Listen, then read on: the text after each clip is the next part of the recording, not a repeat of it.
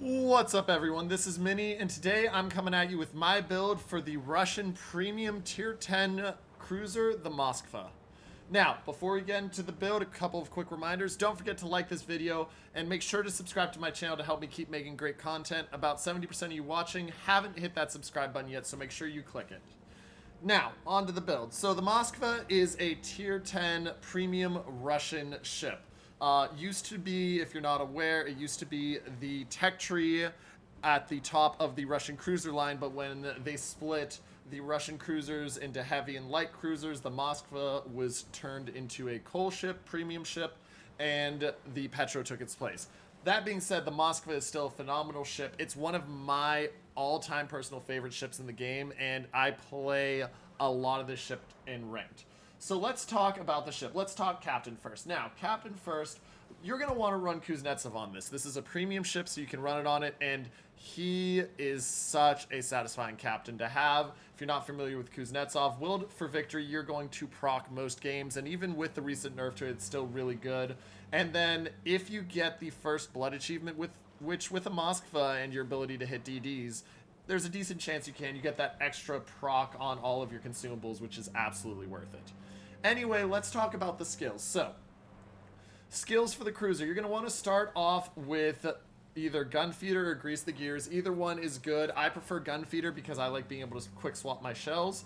You're going to then want to take consumable enhancements. This gets you 10% extra time on your hydroacoustic search and on your radar, which is absolutely critical. At tier 3, you're going to want to take Adrenaline Rush first, and then you're going to want to take Concealment Expert for your first 10 points. Now, after that, order is up to you, but I like to take Superintendent so that I get an extra consumable, brings everything up to 4 of each, which is really nice. I also like to take Demolition Expert. This is a newer change I've made as I tweak the build. I don't care about the HE shell causing a fire on target percentage bump as much as I care about having the 15% ammunition explosion radius when attacking submarines. With submarines being added to the game and them starting to show up more and more, having that ability to hit subs for damage at a greater radius is really nice. Now, that's going to leave you with a 4-point skill remaining, as well as a 1-point. For the 4-point skill, I go back and forth, ladies and gentlemen. Currently, I'm running top grade gunner. The secondary battery reload time we don't care about, but with 14.1 kilometer detection, you're going to usually have a ship in your standard detectability range. So getting that 8% main battery reload time is really nice because that does equate to another salvo out while your radar is active on a smoked ship or destroyer or whatever. That being said, I've also run with great effect Outnumbered. Now, Outnumbered, of course, improves your ship's characteristics if the number of allies within the firing range of your ship's battery doesn't exceed the number of visible enemy ships. If you're going to play this on a flank and you're willing to hold the flank, this can be really strong. The 10% maximum main battery shell dispersion buff is really nice, and then having an extra 8% speed in order to kite away is very nice. I've gone back and forth between these two. It's really up to you which one you pick depending on your playstyle.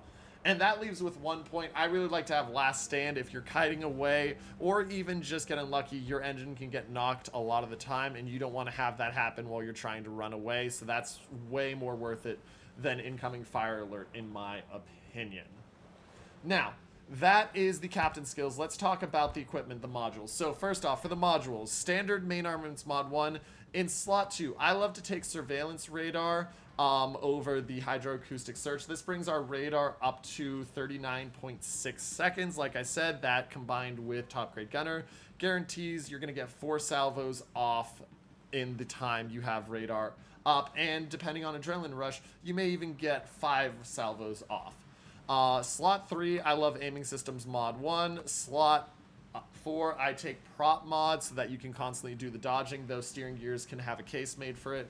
Slot 5, I love concealment system, and then in slot 6, I absolutely recommend that you take the extended main battery effective range. You get the longer range, you get the better dispersion, you lose some traverse speed, but having Grease the Gears balances that out. If you can't take that one, I would recommend probably taking a look at main battery mod 3, because I don't think you need the 16% range as opposed to the 8% range, but that's up to you. But it's absolutely worth it to take the legendary mod on this. For consumables, I prefer Hydroacoustic Search to Defensive AA Fire. I don't think Defensive AA Fire is particularly effective in today's game. And so having Hydroacoustic Search is really nice. And this means actually with timings that you can pop a radar as soon as radar is down and on its 114-second reload, pop Hydroacoustic Search, and that's going to run right until your next radar is ready. So you're looking there at over 3 minutes of being either having a radar active or a Hydroacoustic Search active in a row, which is really nice mid-game. Now, for signals, Jet Flag is a must if you're playing competitive, otherwise it's not worth it. I like to take the fire extinguishing and flooding recovery times because you will get focused a lot as a Russian ship, so it's always nice to have a lower time to heal.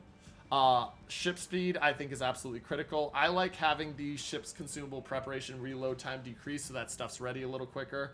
Heal is absolutely worth it because of getting the amount of heals you have. And then Sierra Bravo giving you the length on the Hydroacoustic Search time is really nice. That leaves you one signal, which I recommend you either take November Echo Set 7 if you want the AA damage, or you take Mike Yankee for the secondary battery, which the only reason I would recommend taking that is because, remember, you have secondary battery reload time that has been buffed already, so it gives you at least a little bit more of a chance to do something to a DD that pops up at close range. I still lean towards the AA damage, but choice is yours. Regarding the exterior, obviously this doesn't matter. Use whatever camo you have or no camo at all, because I have the space camo, I run that, but that doesn't matter. Let's talk economic bonuses. For economic bonuses, I run one of my lower credit boosters because it's not as effective as tier 9 ships. There's a lot of research out that says tier 9 premium ships get the most credits, and there's been countless posts on Reddit and the forums about that.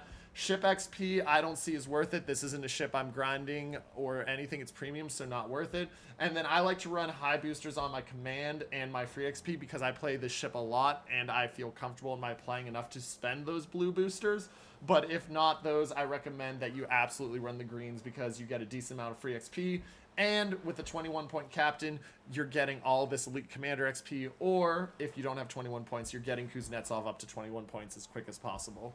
Anyway, ladies and gentlemen, hope you enjoyed the build. Let me know what you think in the comments down below. And don't forget to hit that subscribe button. But as always, this is Minnie, signing off.